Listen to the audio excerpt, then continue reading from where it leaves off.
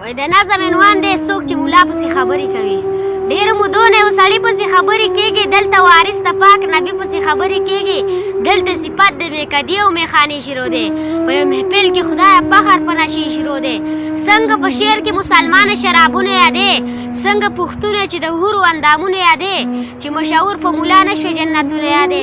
زاله لقب د بلصفي او غني خان ورکوي، استاد څنګه زاله نوم د مسلمان ورکوي. شاعره داسې نه چې شعر په سترګو ړوند ولیکه، د ادب سوري لاندې شعر په لفظ دروند ولیکه، چې په کتاب کې د شعرونه څوک لیکلی نشي، چې خور او ورور یې په شریک اورېدلی نشي. داسې لفظونه د ادب په رنګ کې مه رنګ کوه، د پښتو ژبه وي په خپله خوله کې مه زنګ کوه. ای استاد لاس هر شاعر پسې کنځلې کېږي، سترګې دې وچو په پښتو پسې خبرې کېږي. د استادانو ادب او فلسفه یاده که، د الف با نه شروع وکړه سپاره یاده که. داسې شعر ولیکه چې خلک پکې ځان لټوي، د ژوند دپاره طریقې د خپل جانان لټوي. مخلوق که ستوري د اسمان لټوي، په موږ چې کېږي د ګولو باران دې نه یادېږي. ای دغه یتیم او دا غریب انسان دې نه یادېږي. عشق رسول چې په شعرونو کې روضه یاده که، سم مسلمان چې نو د پاک الله کعبه یاده که. او زه دا نه پوهېږم تاسو فیصله وکړئ نن دغه کورونه په خپل کور کې اورېده وکړئ نن دغه شعرونه په خپل کور کې اورېده وکړئ.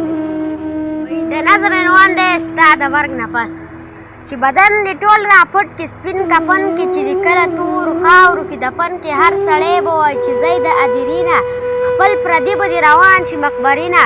څو ساعتونه به د خلکو دغه شور وي، یو څو ورځې به دا ګڼه ستا په کور وي، ستا بچي او کور ودانه خواږه خلک، یو څو ورځې پس به دغه خفه خلک. نوم نشان به تلالي ستا هېرېږي، په پردي واده کوژدن کې به ګډېږي. د هر څه نه چې وتا ته خواږه یاره، نه دې ورځ او نه دې شپې ته کاته یاره. هېره کړې چې تا یوه سجده وه، ورځ راسه چې شوګیره دې هره شپه وه. په مثال به لکه واورې ولیکېږي، په نشو تماشو کې به ختمېږي. سپین بدن به دې په خاورو خاورې کېږي، ستا بچي به د یو بل سره خندېږي. په دنیا کې به ستا دا غټه ګناه وي، ستا بچي به د یو بل سره لګیا وي.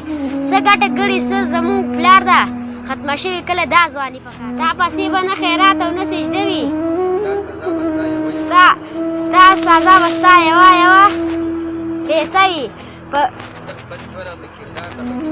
د خپل ژوند او د کردار نه به ګیلې کړې، په عذاب دوزخ کې به نارې کړې. په بچو مې علم کړی د قرآن وې، د بدن نه به مې ولې تاوماران وې. حقیقت خبرې مه کوه دایانه، په چا ښې نه لګي کښېنه مسلمان.